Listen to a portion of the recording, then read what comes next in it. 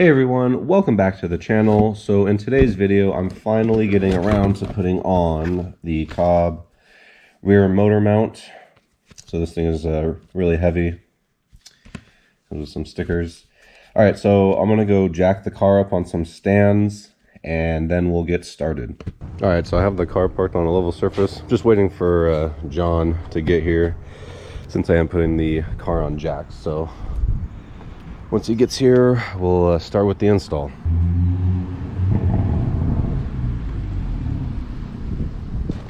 All right, so the car is up on stands. I'm gonna remove all the factory stuff to get the stock rear motor mount out. Okay, once you get the engine cover off, you need a 13mm socket for this, and then a 15 for here, right here, and then there's one on the other side. 15 fits here, and then 15 also fits here. Remove all that stuff. I think there might be one more or two more bolts once you get some stuff off, and then you can pull the rear motor mount out. So let's do that.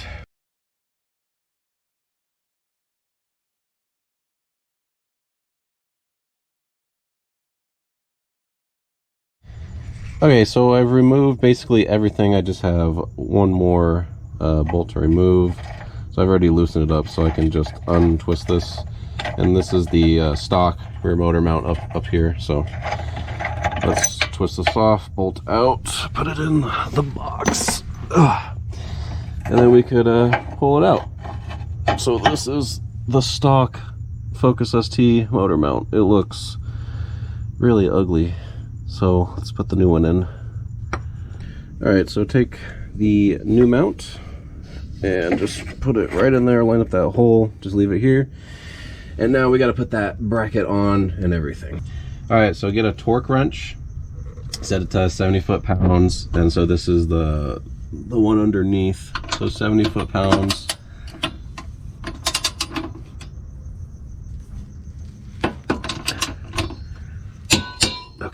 So that's 70, and then this one right here on the COBB rear motor mount, this requires a different tool. Oh, we need the converter. Okay, so for the COBB rear motor mount, for this one, it's going to be 75 foot-pounds of torque. Like no leverage.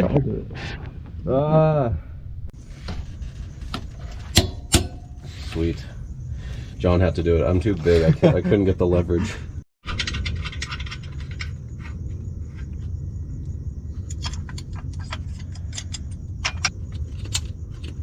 Fuck that one. That one's a bitch to get to. Okay, so everything is tightened up and the rear motor mount is in there, but I'm gonna change my oil, so we will go for a drive a little bit later. How fast can you move your hand? It's gonna go all over me. Oh, he wasn't ready. He wasn't ready. Oh shit, that was kind of a mistake. If anybody's wondering, it's 5.7 quarts. I'm running full synthetic. It's 5W30 oil. People say with this oil filter, which I think is the FL 400, they say they put all 6 quarts in there, but I'm gonna do, I think we're doing 5.8, so yeah. All right, so let's turn the car on with the COBB rear motor mount installed. Okay. So my first thoughts is the car definitely vibrated a lot more on the startup right there. And I can feel it kind of in the floor. It's definitely vibrating a bit harder. Okay, so the RPMs are falling. And I can definitely tell there's more vibration in the car than before. Overall, it's not really that bad. People say the one true test is turning the air on, so let's turn the air on and see what's up. Oh yeah, okay. Hopefully the camera can pick up that noise. So that's significantly more vibration. I guess that's kind of annoying, but people say after a few thousand miles of driving with the upgraded aftermarket rear motor mount, these vibrations work themselves out after driving a few thousand miles. So I'm not really too concerned about it. It's not really that big of a deal. I'm also excited to see, I'm gonna go take this for a drive in a second. I'm excited to see the downshifts. People say the car just catches, it bites the clutch like way easier when you downshift. So I'm excited to see how that feels. And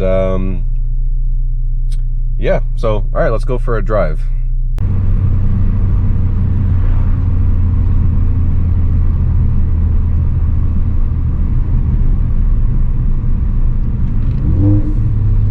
So the downshifts feel pretty nice, pretty smooth. There's definitely a noticeable difference, and I know it's not just in my head. The downshifts do feel a bit better. And I don't know if this is in my head, but the upshifts feel slightly better too. My guess is that since the car vibrates a bit more, especially the clutch pedal vibrates a lot more than it did. So I can kind of feel where the bite point is a bit more accurately. That's the only thing I can think of, but definitely the downshifts feel a lot smoother. Like that, I didn't even rev match correctly right there, and I didn't really get much like engine movement, if that makes sense, on that downshift. So that is something that I read, that if you don't rev match properly on a downshift, it's not really, you don't really get that jolt as much as you would on the stock rear motor mount. So that's pretty nice, but still important to rev match properly. But that's just the observation I'm making. Yeah, let's downshift a little bit. Yeah, those feel good.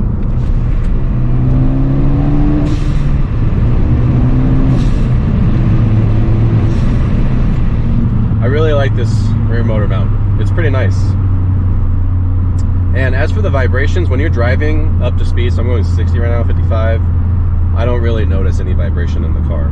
So that's good. The vibration issue is only when you're really at idle. So, oh, that downshift was nice.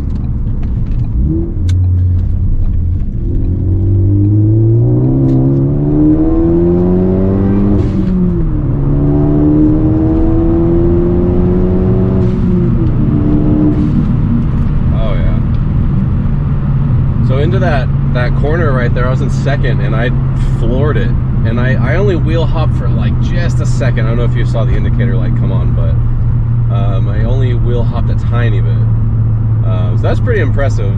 I'm gonna try and go uphill a little bit, and I'll floor it in second, see how much wheel hop we get.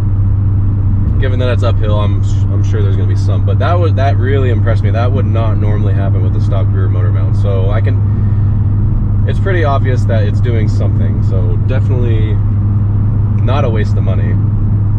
I really like it. And this is a mod that a lot of people do. Their first mod that a lot of people do to the Focus ST, and I can't believe I've waited this long to do it. But these downshifts are really nice. Alright, so uphill second gear, actually.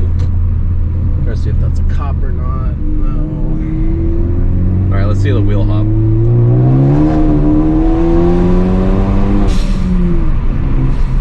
That was actually surprising. That was not that much wheel hop. That's actually really impressive.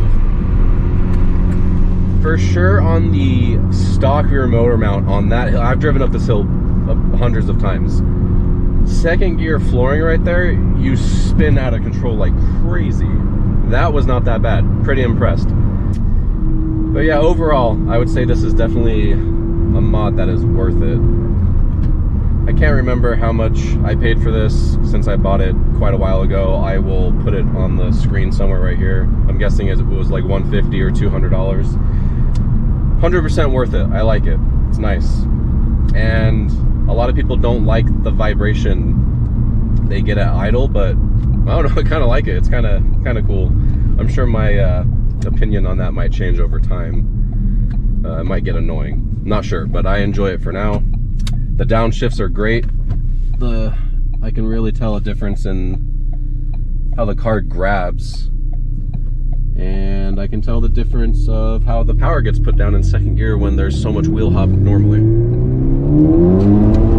Alright, well, in first gear you still wheel hop like crazy, so ain't nothing you can do about that. But yeah. Alright guys, I appreciate everybody watching this video. Please like, comment, and consider subscribing if you guys find this content helpful, useful, entertaining. And yeah, I will catch you guys in the next video. See ya.